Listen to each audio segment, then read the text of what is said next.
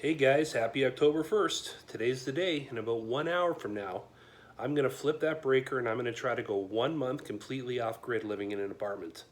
I apologize, I'm a little bit nasally, just getting over a cold. A lot of questions, lots to go over. This is going to be a longer video. Let's talk about quick why I'm doing this. I'm not going to try to spiel you all in the information at once. I'll just show you a very basic setup and what I'm doing to start with. Start with why I'm doing this. So I want to do it to see if I can do it. If the shit hits a fan and there's an issue where the grid does go down or something happens, I want to know that I have enough I can get by. So I kind of formulated a plan. So what I'm going to do is this, starting today in about an hour, I'm going to flip the breaker. Everything's going to go on solar. For the first week, I'm going to go off minimum power. I'm going to use 2,000 watts. Now let's put that into perspective for those of you who don't know wattage or whatever. The average 3-bedroom household on any given day, on average day, uses between 7 and 8,000 watts in a 24-hour period, between 7 and 8 kilowatts. That's the average home. Apartments are going to be a lot less, obviously. Just to put that also into perspective, in July, I had 2 window AC units running. In the month of July, I used an average of 6,900 watts a day, so almost 7 kilowatts of power. Without the ACs, you figure that's maybe going to drop quite a bit and even drop to 4 maybe. But I'm going to try it on 2. And my reason being is I want to see if I can get away with the minimum before I start using the maximum. So I decided that I'm going to try this. I'm going to try it with 2,000 watts, see if it meets all my needs and I don't have to make too many sacrifices. If it's comfortable, the week after that, I'm going to give myself a little bit of luxury. I'm going to go up to 3,000 watts. And then the week after that, 4,000 watts. By the end of it, I'll be maybe using all my wattage. Maybe I won't need to. But it's more or less a learning curve for me to see what I really need, what my needs are, what my sacrifices will have to be or not have to be, and where I can get away and where I can't get away. Also, I'm hoping with this video that I know a few people that have solar at home and it's just sitting there. They're not monopolizing it. They're preppers. They have it all tucked away. They're ready to go. But you know what? This just gives them a chance to see too how realistic their needs might be. This is going on both my channels. My private channel, I know I got a lot of positive feedback from that. There's going to be a lot of questions. If I put this on the public channel too, I'm going to try to enable this thing where you can do comments. I know in the comment thing's turned off. So any questions over the month, I'm going to be posting videos, you know, sporadically whenever I get a chance and give you little updates and show you what I'm doing and not doing. Maybe I'll do one about the cooking tonight too before I go to bed. But anyways, if there's any questions, any comments, anything you want to know or don't understand, send me a question and hopefully I'll get it answered for you. So right now, I'm just going to show you what I'm starting out with, and I'll break it down. I'll do 3 little clips here. I'll break it down with my basic, what I'm going to be using for solar to start out with, and explain that a little bit to you and what I'm running and not running off each unit. And I'm going to be showing you my media section, and maybe tonight I'll do a video on the cooking section. Anyways, so let's sit back and enjoy the ride. All right, guys, here's my solar setup. Basically, this is the way it's going to be. There's 2 Montech solar generators there. Both just run around 1,100 watts. They're 1,000 watts each. You'd factor in what it takes to run the inverter and stuff. They're 1,000 watts each. One of those, which is already kind of plugged in and turned on, is running a fridge, is going to run strictly 2 things. One of these units, 1,000 watts, is dedicated to a fridge and to my internet. Now, I did some testing before this video was even going to start, and I had to play around, look at numbers and stuff. Those are my 2 biggest draws of power. So where I had to make sacrifices, I'll show you in a second. So my biggest draw, I'm choosing not even to use a full-size fridge. For the month, I'm using this kind of smaller, I guess, apartment style or bar style fridge / freezer. And my internet. That's the only thing one of those units is going to run off of. And it's tied to a 100 watt panel, which is already outside. It's a permanently fixed glass panel. Without giving you my location, shining out the windows, my sun starts off here and goes along all day. I get sun about 10 hours a day. Comes right across. I'm facing kind of south-southeast, south whatever. and I get sun all day long. So this is an optimal thing. I'm going to be using a 100-watt panel allocated just for one of those units. Now, that being said, between my fridge and my internet, if I didn't have a 100-watt panel hooked up, one of these units would just run my fridge and my internet for 36 hours straight, then it would die. Now, I'm only using a 100-watt panel, and this stuff's running 24 hours a day. A 100-watt panel is not enough to keep this charged up for good with no backup reserve. It would just there's not enough, put it this way, there's not enough power going in to what's being taken out. So I had to kind of play and rectify that a little bit. So I come up with two solutions. One, I'm not here 9 hours a day, I'm working. So when I'm working, why have my internet running? So I simply put the one cable that's going to run out there that goes over my internet on there. There's a timer. It's plugged into it. So it's one of those power timers, you know, for your lights or whatever. So my internet goes off when I go to work, and it comes on when I come home. So it's not running 8.5, 9 hours a day, which is perfect. So that saves it there. The other draw, even though this fridge is very energy efficient, it pulls about 50 watts for 10 minutes twice an hour. Works good, but it still uses a lot of power. It's still going to be going 24 hours a day. So what could I do to slow the fridge from going on and off? Well, one, I turned it up as high as I could where I could safely keep food. But number two, I come up with this idea, and I think it's brilliant. I haven't put food in here yet. I wanted it to cool down first. So these here are from Uline cold packs, leak proof, colder than ice, non-toxic, reusable. I filled my freezer part up full of these, and I keep this freezer door open. I can keep this open.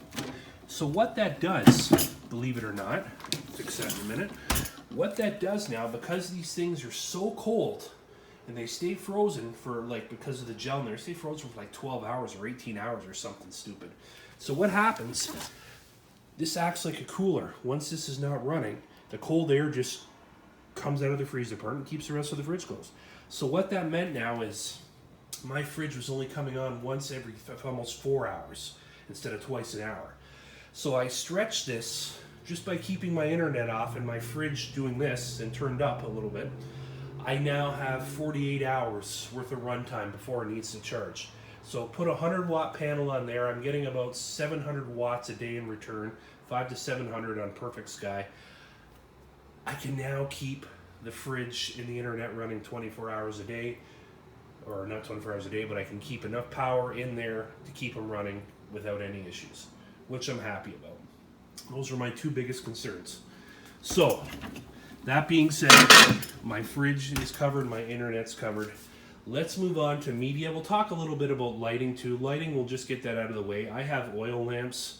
I'm an oil lamp fiend. I run candles all night. That's basically people who know me how my house is lit up all night anyways. I do have these lights here. They're on a solar panel. These are rechargeable. They could just charge off this little guy. I have enough lighting. I'm not worried about lighting. So let's talk about my media, my main media, and my cooking a little bit. What I'm going to do with this other 1,000 watts, which is going to run off this 200-watt panel, which I will be also putting out on my balcony. This kind of sits on my couch out there and angled up to the sun. It's 200 watts, foldable panel. If I'm lucky, I get about 180 wattage out of there in perfect conditions. But anyways, let's talk about media. All right, this is basically my media station for the month. I chose not to run a full-size TV. I chose not to run the little projector TV thing, which I'm going to do as my power intake increases, like I said. I want to try to get off with the basics. So what am I running? This is my media for a week. A little solar radio. I love AM radio. I got another battery operated one there. I can listen to the radio for hours. This is how it's going to sit. This here charges up on its own. It's AM, FM, emergency weather radio, blah, blah, blah. You've seen them. Nothing expensive, nothing exciting. Here's where I'm going to bite the bullet and be a little tougher. So I have a battery-operated, rechargeable 12-volt DVD player. I can watch it like this, or I can hook it up to this little 12-volt TV here. The reason why I like 12-volt, because DC power uses a lot less than AC power. So I have the battery-operated DVD player, which I can watch like this, or hook it up to there. the kid's Nintendo Switch. He can play it like this, or he can play it on there. He's got no choice. This is how he's going to play Nintendo. He's playing Nintendo. And TV. These things, I did a video on it, Lodestar. They're cheap from Amazon, but man, are they good. They're a digital, or a free-to-air. Let me see if I can turn this on with one hand there. They're a free-to-air TV.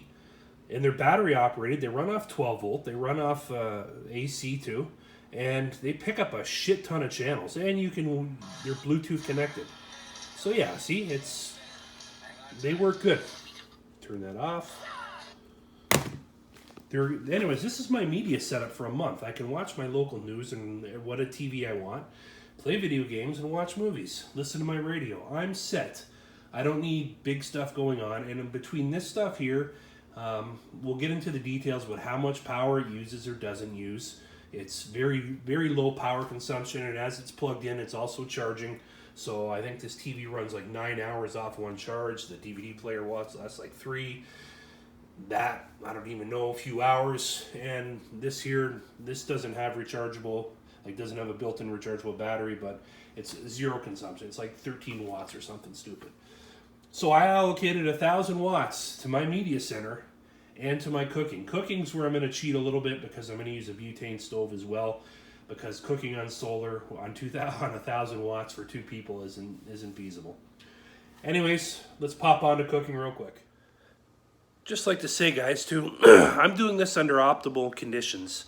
Before we get into the cooking side of things, it's October, so I don't need an AC on, and I don't quite need a heater on yet. I can still have the windows open during the day, and it's still warm enough where I don't need heat at night. So keep that into mind, because as the season changes, your power needs are also going to change. Even looking at the weather forecast, it's going to get hotter than hell the end of this week, so I don't know what I'm going to do without any AC. 30 degrees for a couple days, but I'll have to suffer through that. Maybe poor man's AC or something. Running a cheap fan or whatever. That being said, yeah, like I said, I'm doing this for the basics, and we're going to work our way up from there. So let's take a look at cooking. All right, here's my cooking setup. We'll go over it piece by piece. I've done videos on a lot of this stuff before. The Sun Rocket thermos, whatever you want to call it. Basically, this will heat water. As long as there's sun, I can get 1.5 cups of water in about 40 minutes. What's it called? Oh, Sun Kettle. This thing works amazing. My God, it works amazing. There's my cup of coffee in the morning or anytime during the day. Just kind of, if my day's off, around noon, I always have a cup of coffee. 11:30, put this out in the sun. We're good. That being said, doing this, you have to keep, because I'm only using a minimum amount of solar and right now, and a minimum amount of panels, I have to keep a watch on the weather. The cloudy days can be a bitch, so just keep that in mind. I got to keep that in mind. On to this. We used this before, hot lunchbox. Once again, it can plug in AC or DC. These things are great. Put anything in there and it heats it up wicked fast. About 30 minutes, you have soup piping hot. You have frozen dinners piping hot. As you've seen on the fridge side of things, I'm not going to run much frozen food right now. It's all going to be refrigerated food once I move it over, and a lot of shelf-stable stuff. Also, if there is no sun, these things are great. You can get them in 12 volt and in AC 120. Simple. Hangs over your cup, heats water up in less than a minute. Put a cup of water, clamp this on, plug it in. Uses about 50 watts, but only has to run for a couple minutes, and it's great. Smaller. This is all single serve stuff, guys, for me. Even this hot plate, very simple. Now, here's where I have to cheat. I want to cheat kind of on this because I've never used a butane stove before. I do have a Coleman stove, but I'm very curious on to see how long these canisters work on this thing. They're supposed to work for like up to 12 hours, depending on what you're cooking.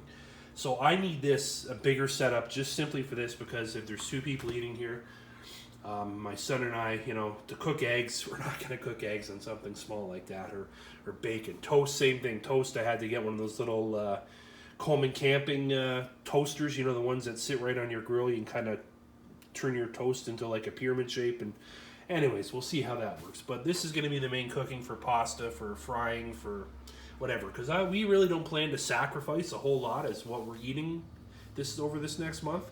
And of course, as the solar input gets better, then we can start using the toaster oven, the microwave again. But for the first couple of weeks, we're going to go without, and I don't think it's going to be much of an issue as food quality wise.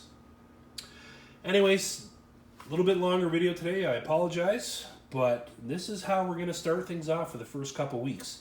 And we'll go from there. Like I said, I'll throw in update videos here and there when I can. If you have any questions, please send them out, and I'm more than happy to try to answer the best I can. Anyways, guys, I'm Wild Willie. Thank you for coming along on this journey. And remember, it's not a question if the shit hits the fan, it's a question of when. So always be prepared.